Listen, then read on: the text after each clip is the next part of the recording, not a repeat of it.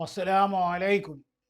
मैं ज़हीर मियाँ अपने यूट्यूब चैनल ज़हीर रूहानी फ़ायदे में अपने सभी व्यूवर्स का इस्तकबाल करता हूँ। और आज मैं आपको मोहब्बत से मुतल्लिक़ा एक अमल बताऊँगा। लेकिन अमलियात की दुनिया में दाखिल होने से पहले ये बात हर मुसलमान को ज़हन नशीन रखना चाहिए कि उसकी फ़र्ज़ इबादत छूटी ना हो। अगर उसकी फ़र्ज़ इबादतें छूटी हुई हैं, गोया उसकी नमाज़ें अगर बाक़ी हैं, तो सबसे पहले वो शख़्स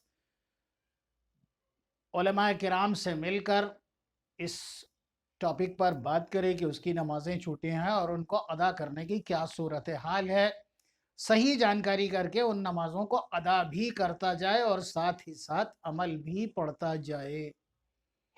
तब तो इस अमल में और अमल के अय्याम यानी अमल के दौरान भी नमाज की सख्ती से पाबंदी करे, सदका ज़रूर दे।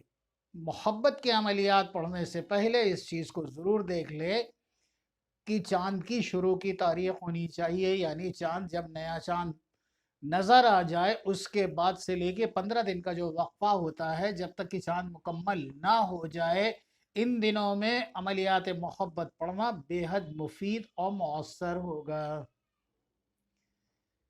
और फिर मैं ये पूछता हूँ कि अगर इस तरह के अमलियात पढ़ने ही जा रहे हो तो बहुत मर्तबा सोच लो, क्योंकि ये ज़िंदगी भर का मसला है। और फिर तुम जिस चीज़ को पढ़ने के लिए जा रहे हो वो कुरान मजीद से मुत्तसिल है, जुड़ी हुई है, कुरान मजीद का हिस्सा है, कुरान पाक खुद है।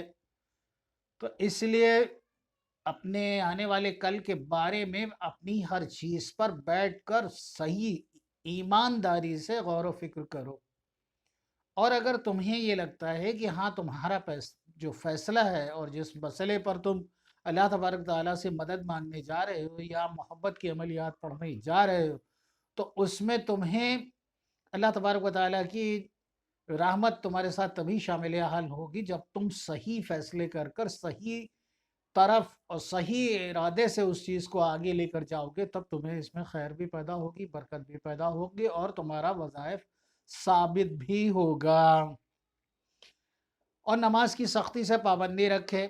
नमाज की अपनी ख़ुद की शराइत हैं और ख़ुसूसी तौर से आज मैं ये बात यहाँ बताता चलूँ कि अब के बाद मैं जितने भी अपने वीडियोस बनाऊँगा, मैं अपने सभी व्यूअर्स के एक बात के लिए मैं ख़ुसूसी तौर से आज मैं आगाह किए देता हूँ कि इसके साथ साथ दीन की जो और भी दीगर अहकामात हैं, जो हमारे मज़हब इस्लाम अहले सुन्नत वल जमात के जितने भी हमारे अहकाम हैं, उन पर भी मैं थोड़ी-थोड़ी तवज्जो करता जाऊँगा और उसके बारे में भी आपको बताता जाऊँगा। इसलिए बराए करम मेरे वीडियोस स्किप करके ना देखें, क्योंकि अब मैं वीडियो बनाऊँगा ही इस अंदाज़ से कि उसके अंदर मैं जो अमल का वो है हिस्सा उसको भी कई टुकड़ों में करूँगा, ताकि वो बीच-बीच में ये लोग जो छोड़कर देखते हैं, ये ऐसा ना कर सकें और पूरा वीडियो ही देखें। और मेरे वीडियो को देखने पर आपको इस्लामी जानकारी भी मौसर आए, ये मेरी कोशिश होगी हमतन हमवक़्त। नमाज की 6 शर्तें हैं और उन शर्तों को अगर कोई शख्स पूरा करता है या तब उसकी नमाज होगी, और अगर कोई चीज़ शर्त उसकी बाकी रह जाती है तो नमाज में खसारा है। और वो नमाज की 6 शर्तें ये हैं ना। अव्वल शर्त है तहारत, यानी शख्स पाक साफ हो और साथ ही बवज़ू भी हो। नंबर 2, सत्रे औरत या मर्द, सत्रे औरत छुपी हो, सतर ढांकी हुई हो। नंबर 3, इस्तक़बाल क़िबला, क़िबला की तरफ उसका सीना होना चाहिए। नंबर 4, उस वक्त जिस वक्त की वो नमाज अदा करने के लिए जा रहा है उसका वक्त का मुअय्यन होना चाहिए, यानी जिस वक्त की वो नमाज अदा करने जा रहा है उसका वक्त बिल्कुल सही होना चाहिए जंतरी के मुताबिक। नंबर 5, नीयत होनी चाहिए, क्योंकि जब आप नमाज की नीयत करते हैं तो 2 रकात नमाज सुन्नत, 2 रकात नमाज फ़र्ज़, 2 रकात नमाज नफ़्ल। ऐसा तो है नहीं कि आप कुछ बड़ा उसको बदल-बदल कर या कुछ मुख्तलिफ चीज़ें पढ़ते हैं नमाज में। इसलिए नीयत का मसला है, तो नीयत बांधते वक्त ये बात आप जो कहते हैं, अल्लाह तबारक व तआला आपकी उसी नीयत के मुताबिक उसी नमाज को जो आप कहते हैं फ़र्ज़, तो फ़र्ज़ के اس میں جمع کرتا ہے، اگر آپ کہتے ہیں سنت تو سنت کے زمرے میں جمع کرتا ہے. اس طرح نیت پانچواں اس کا رکن ہے نماز کا کی شرط ہے. اور چھٹا ہے تکبیر تحریمہ، یعنی چھٹا شرط یہ ہے کہ جب تکبیر تحریمہ کہی جائے گی تبھی نماز میں آپ داخل ہوں گے. اسی طرح سے نماز کے 6 فرض بھی ہیں، اور ان فرض کی آپ کو میں تفصیل بتا رہا ہوں. نمبر 1 ہے قیام، نمبر 2 ہے قرات، نمبر 3 ہے رکوع، نمبر 4 ہے سجدہ، نمبر 5 ہے قضا، نمبر 6 ہے خروج بے سنعہی، یعنی قضا آخرہ کے بعد سلام و کلام سے منعی. ان شرطوں کو پورا کرے تب آدمی بہتر نماز پڑھے گا، اور اس کی نماز مکمل اور کامل ہوگی، اور اس کی نماز سے اس کو فائدہ پہنچے گا. نماز کے اندر کسی بھی طرح کی بے پرواہی، اور ایک چیز اور بھی ہے کہ وہ نمازوں میں ایک بڑا شکوہ ہے کہ صاحب ہمیں جو ہے وہ نمازوں میں خلل ہوتا ہے، اور ذہن میں یہ آتا ہے وہ آتا ہے.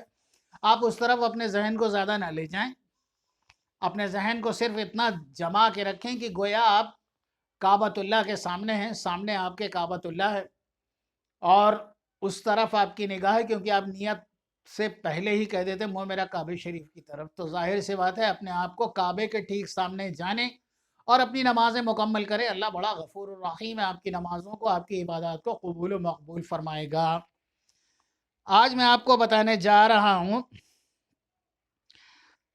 شادی اپنے مطابق ہونا، یعنی وہ محبت جو دلی محبت ہو، اور اس دلی محبت میں اس انسان کو جس سے وہ محبت کرتا ہے وہ اسے مؤثر آ جائے، اس کے ساتھ اس کی شادی ہو جائے. دلی محبت کے لیے ایک نسخہ، یا پھر ایسا ہو گیا ہو کہ شادی ہٹ گئی ہو، یا شادی ٹوٹ گئی ہو، یا شادی لگنے کے بعد کچھ لوگ اس میں جو ہے بیچ میں مداخل ہوئے، اور ان کی مداخلت سے وہ شادی جو ہے ختم ہونے کی کگار پہ آ گئی. تو انشاءاللہ تعالیٰ اس عمل کو کریں، انشاءاللہ اللہ کی رحمتوں کے صدقے جلدی سے جلدی اس کا نکاح ہو جائے گا. یہ عمل ہر ماہ کی شروع کی جو تاریخیں ہیں ان میں سے کرے. بعد نماز فجر سورج نکلنے سے اول، یعنی فجر کی نماز کے سورج نکلنے کے کچھ ہی لمحے پہلے مکمل ہوتی ہے، اس لیے بعد نماز فجر سورج نکلنے سے اول 11 مرتبہ درود پاک پڑھے. 11 مرتبہ درود پاک پڑھے. 11 مرتبہ درود ابراہیم، کیا ہی بہتر اور درود ابراہیم پڑھے جو نماز میں پڑھا جاتا ہے. اور اس کے بعد 11 مرتبہ سورہ والضحیٰ پڑھے. 11 مرتبہ سورہ والضحیٰ پڑھے. بسم اللہ الرحمن الرحیم. والضحیٰ واللیل اذا سجی ما ودعک ربک وما قلی وللآخرۃ خیر لک من الاولی ولسوف یؤتیک ربک فترضی الم یجدک یتیما فآوی ووجدک ضالا فہدی ووجدک عائلا فاغنی فاما الیتیم فلا تقہر وَأَمَّا السَّائِلَ فَلَا تَنْهَرْ وَأَمَّا بِنِعْمَتِ رَبِّكَ فَحَدِّثْ. یہ پوری سورہ ہے، اور اس سورہ کو پڑھتے میں جب وہ شخص اسے پڑھ رہا ہو سورہ والضحیٰ، تو بیچ میں ایک آئے گا عائلاً فاغنی، عائلاً فاغنی، اسے توجہاً سنیں، اسی جگہ پہ رکنا ہے، اور اس لڑکی اور اس کی والدہ کا نام لینا ہے، یعنی اپنے مطلوب اور اس کی والدہ کا نام یہاں پر لے کر دعا کرنا ہے. اس لیے اس جگہ پر توجہاً اس الفاظ کو نوٹ کر لیں، عائلاً فاغنی، عائلاً فاغنی، اسی جگہ پہ رکنا ہے. پھر الحب فلاں بن فلاں کہہ کر اللہ تبارک و تعالیٰ سے دعا کریں، پھر سورہ مکمل کریں. اس عمل کو 11 روز تک کریں. انشاءاللہ تعالیٰ جس شخص کے لیے آپ کر رہے ہیں، اگر آپ کی وہ بات چیت ہٹ گئی ہے تو وہ پھر سے شروع ہو جائے گی، دوبارہ پیغام دیں گے تو مقبول ہو جائے گا. آپ کی حسب منشا وہاں سے پیغام کی منظوری بھی آ جائے گی، اور اس شخص کے دل میں آپ کے لیے ہمدردی، محبت، خلوص اور محبت پیدا ہو جائے گی. بہت سی دعاؤں کے ساتھ اللہ حافظ.